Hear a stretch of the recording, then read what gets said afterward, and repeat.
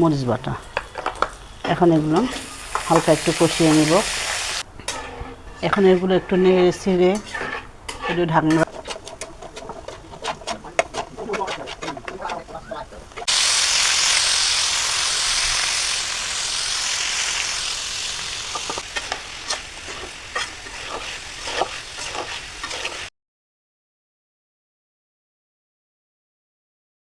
বিসমিল্লাহির রহমানির রহিম। আসসালামু আলাইকুম। আশা করি আপনারা সবাই ভালো আছেন। আপনাদেরকে শুভেচ্ছা জানিয়ে আজকে আমি ইলিশ ভাজা রান্নাঘরের পক্ষ থেকে আপনাদেরকে যে রেসিপিটা নিয়ে আসছি সেটা হচ্ছে বড় একটা 3 কেজি ওজনের ব্রিগেড মাছের কিছু অংশ নিয়েছি আমি। ওখান দিয়ে একটা সয়াবিন রান্না করব। সয়াবিন, এই সয়াবিন একটা অনেকেই চেনেন, পুষ্টিগুণে ভরা সয়াবিন, যা আমি আজকে মাছ দিয়ে রান্না করব। এই রান্নাটা কিন্তু খেতে খুবই দুর্দান্ত হয় এবং খুবই একটা পুষ্টিকর ভিটামিন গুণে ভরা এই সয়াবিনটা। আমি কিভাবে রান্না করতেছি আপনারা একটু আমার রান্নাটা দেখেন এবং অন্যকে শেয়ার করিয়েন। এখন আমি শুরু করতেছি। দেখেন, চুলাটা আগে জ্বালিয়ে দিব। একটু গরম হোক তাওয়াটা। মাছটা আগে ভেজে নিতে হবে, বেশি ভাজবো না, হালকা হালকা করে ভাজবো আমি। এখন কড়াইতে একটু তেল দিয়ে দিব।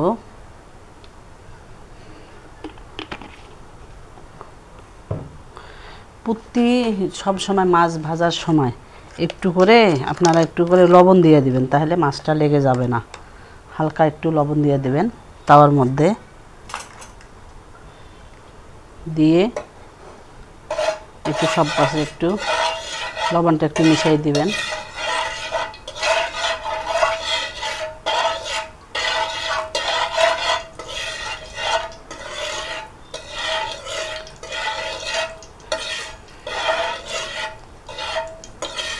তেলটা একটু ভালোভাবে ফুটিয়ে নিতে হবে।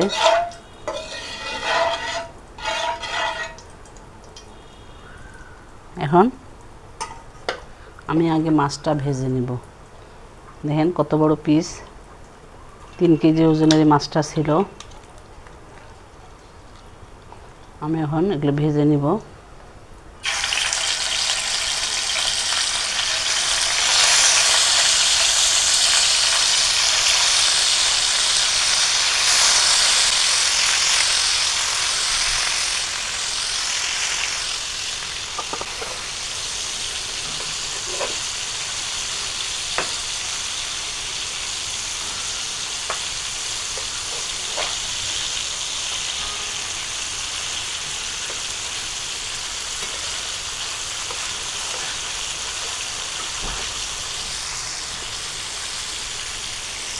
একটু নেড়ে ছেড়ে দিতে হবে। এইভাবে প্রথমে একটু হালকা একটু গরমের সাথে যদি মাছগুলো উল্টায় পাল্টায় দেন, তাহলে মাছগুলো লেগে যাবে না। আর একটা ছিল, আমি এটাও দিয়ে দিব।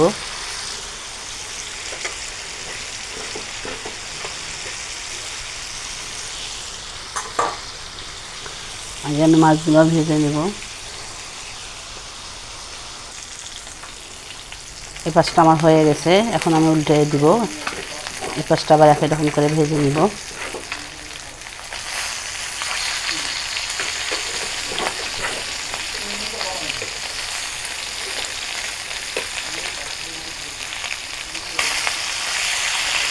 কড়া করে না ভাজলে ভালোই লাগে না।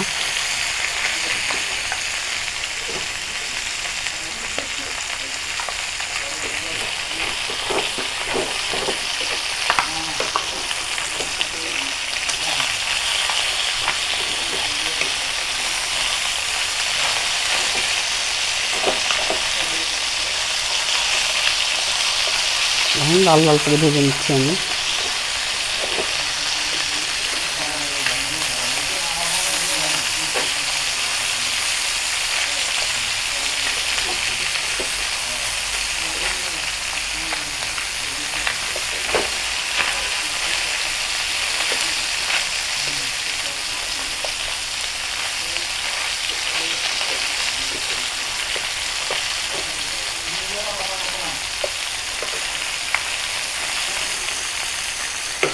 হতে থাক। মাছটা একটা বড় ফুল ছিল, আমাকে এটা খেতে খুবই ভালো লাগে, কেমন লাগে জানি না। আমি এটাও দিয়ে দেবো, একটু ভেজে নিব হালকা।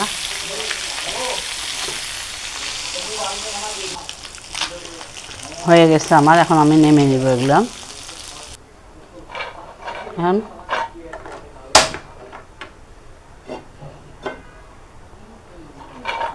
হ্যাঁ, সোয়াবিনগুলো এখন একটু ভেজে নিতে হবে হালকা।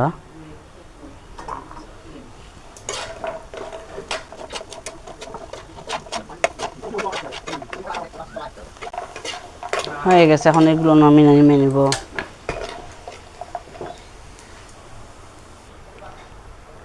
এখন আমি এখানে বাকি কাজগুলো করব।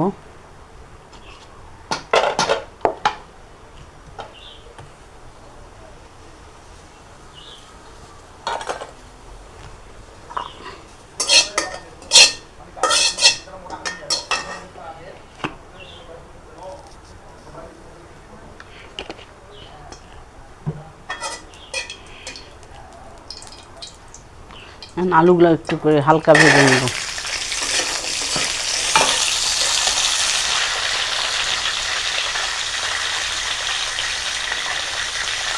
লবণ দিব,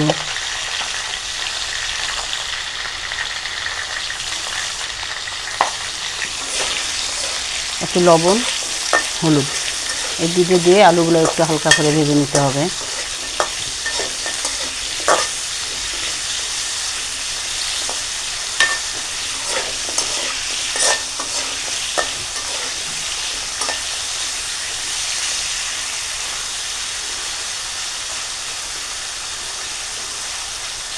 আমি আলুগুলো লম্বা লম্বা করে কেটেছিলাম, আপনারা আপনাদের ইচ্ছা মতো রুচি মতো কেটে নেবেন।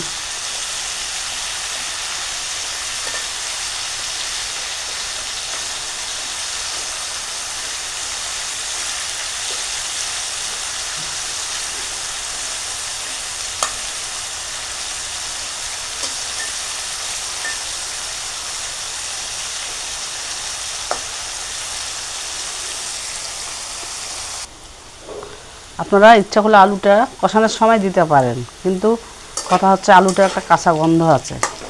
এটা এই মাছ এবং যে সব এর সাথে আলুটা একটু হালকা ভেজে নিলে তখন কাঁচা গন্ধটা আর করবে না। এখন দেখেন হয়ে গেছে, এগুলো আমি নেমে নিব। চুলাটা অফ করে দিব।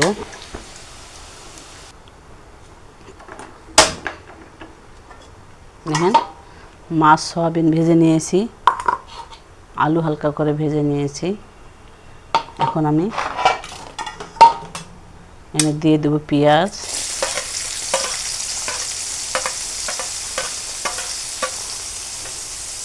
দিয়ে দিব 2-3টা কাঁচামরিচ যা ফালি করে রেখেছিলাম।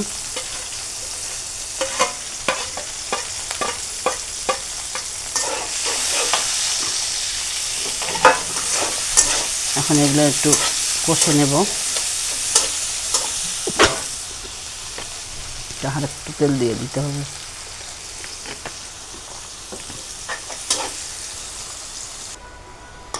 দেখেন পেঁয়াজগুলো আমি এভাবে দিলাম ভেজে। আর একটু আমি এখানে বাকি উপকরণ অ্যাড করব। আদা দিব, রসুন বাটা, কাঁচামরিচ বাটা একটু, আর একটু দেব মরিচ বাটা। এখন এগুলো হালকা একটু কষিয়ে নেব।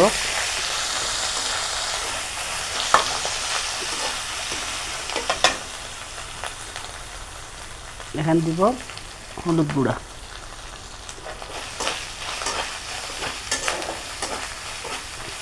এখানে কাঁচা গন্ধটা যাওয়া পর্যন্ত একটু নেড়ে ছেড়ে দিতে হবে।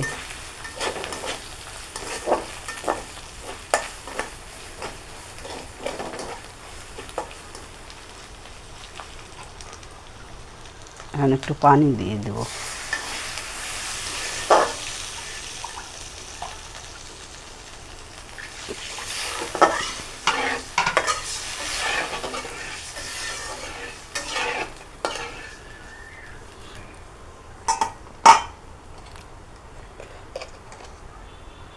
দিয়ে দেব এখানে লবণ, আর একটু লাগবে, আপনারা আপনাদের স্বাদ মতো দিবেন।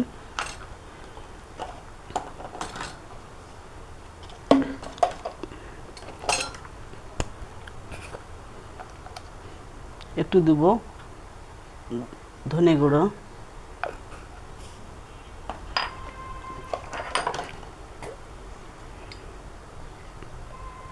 গরম মশলা গুঁড়া দিয়ে দেব,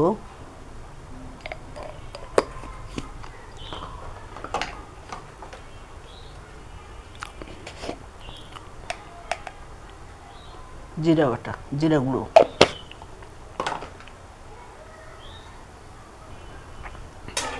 এখন এগুলো একটু নেড়ে ছেড়ে একটু ঢাকনা দিব পেঁয়াজটা একটু সিদ্ধ হওয়া পর্যন্ত।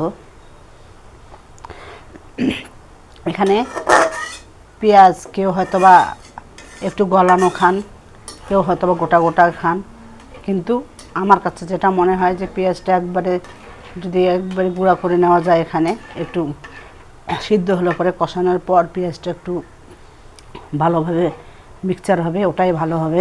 আমি সেজন্য অপেক্ষা করব এবং একটু সিদ্ধ হওয়া পর্যন্ত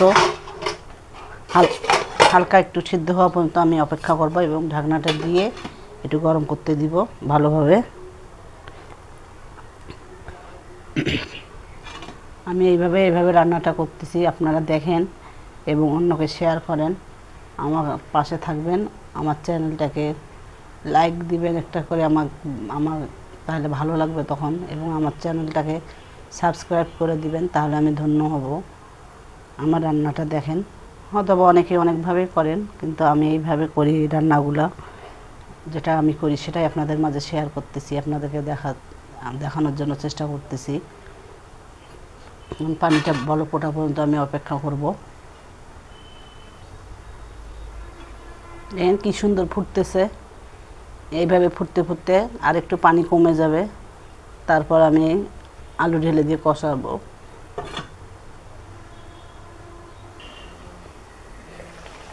পানিটা অনেকটা কমে গেছে, এখন আমি এগুলো কষিয়ে নেব।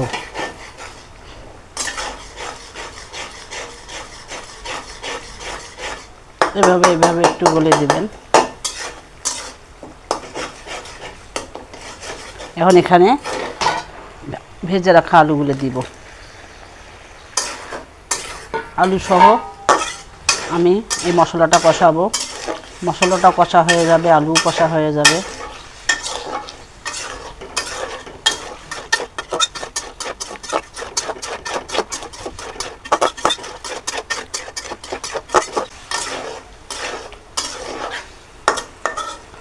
আমাদের এগুলো হচ্ছে বাঙালি খাবার, খুবই দুর্দান্ত এবং মজাদার এই খাবারগুলো। এইভাবে রান্না করলে এক তরকারি ভাত খাওয়া হবে, আর অন্য কোনো তরকারি পাতেই নিতে হবে না, নিতেই চাবেন না।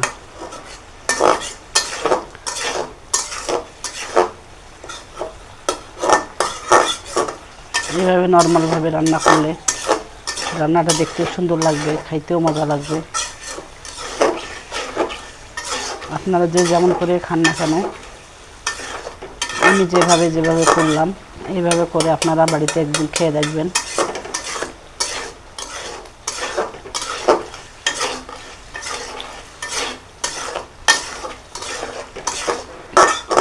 আলুটা 90% সিদ্ধ হওয়া পর্যন্ত কষিয়ে নিতে হবে।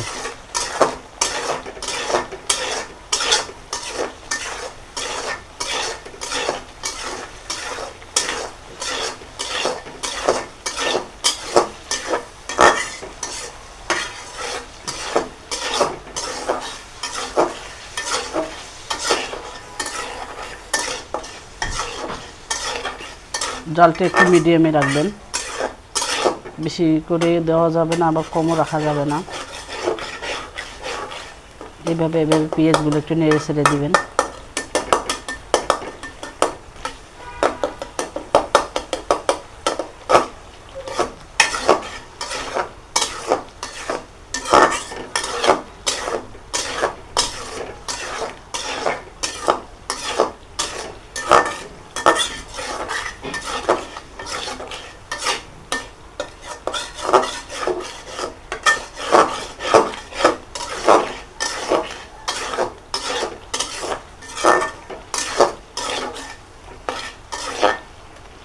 দেখেন আলুগুলো পুরো সিদ্ধ হয়ে গেছে।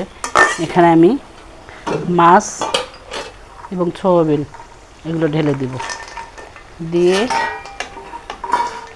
একটু হালকা করে নেড়ে দিতে হবে, সব মশলা যেন এখানে মাখা মাখা হয়, সবগুলোর সাথে একবারে সবগুলোতেই যেন ঢুকে, এইভাবে একটু মাখিয়ে দিতে হবে।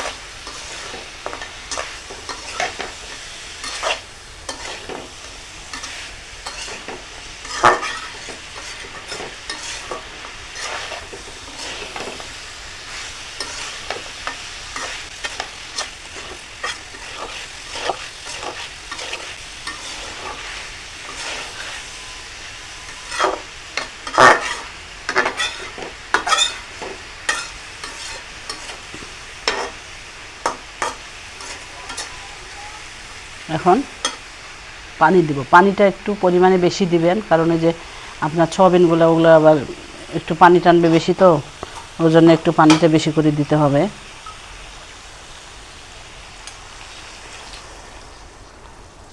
আবার বেশি করে পানি দেওয়া যাবে না, এমন পানি দিতে হবে মাছগুলোর ভিতরে মশলাগুলো সব ঢুকবে, আবার সয়াবিনগুলো ফুলে উঠবে পানি টেনে টেনে।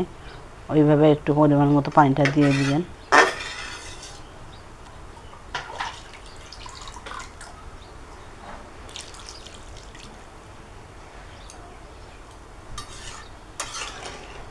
এই ফাঁকে সবগুলো দেওয়ার পর লবণটা আপনি একটু দেখে নিতে পারেন সন্দেহ হলে, আর একটু দিব, কারণ যেহেতু সয়াবিনগুলো পানি টেনে নেবে। হ্যাঁ, বেশি একটা জাল দেওয়ার দরকার নাই।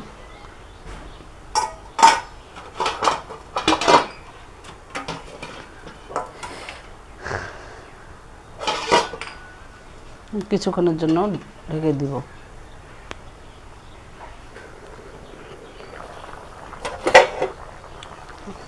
এখন আমি চেরানো কাঁচা মরিচের দিয়ে দিব এবং ধনিয়া পাতা,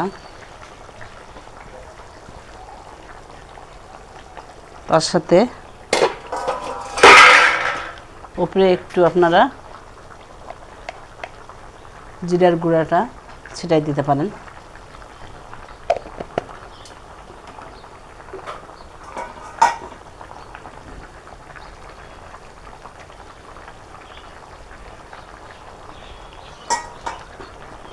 শুধু 1 মিনিট ঢেকে দিব।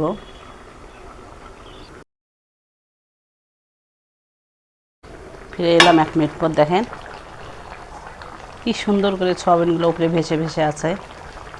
এরকমের ঝোল রাখবো, আর কমাবো না আমি। আপনারা আমার মতো করে একদিন হলেও চেষ্টা করে দেখিয়েন বাড়িতে। খুবই পুষ্টিকর খাবার এটা, স্বাদে পুষ্টিতে ভরা একটা তরকারি আমি আজকে আপনাদের জন্য শেয়ার করলাম। এখন আমি চুলাটা অফ করে দিব, দিয়ে কিছুক্ষণের জন্য দমে রেখে দেব, তারপর আলাদা একটা পাত্রে ঢেলে নেব। আমি আমার রান্নাটা শেষ করতেছি। কেমন হলো আমাকে জানাবেন এবং আমার পাশে থাকবেন। আপনারা আমার জন্য দোয়া করবেন। আপনারাও ভালো থাকেন এই কামনা করি। আমি আপনাদের কাছে আজকে বিদায় নিচ্ছি ইলিশ ভাজা রান্নাঘরের পক্ষ থেকে। সবাই ভালো থাকবেন, নিজেদের খেয়াল রাখবেন। আসসালামু আলাইকুম, আল্লাহ হাফেজ।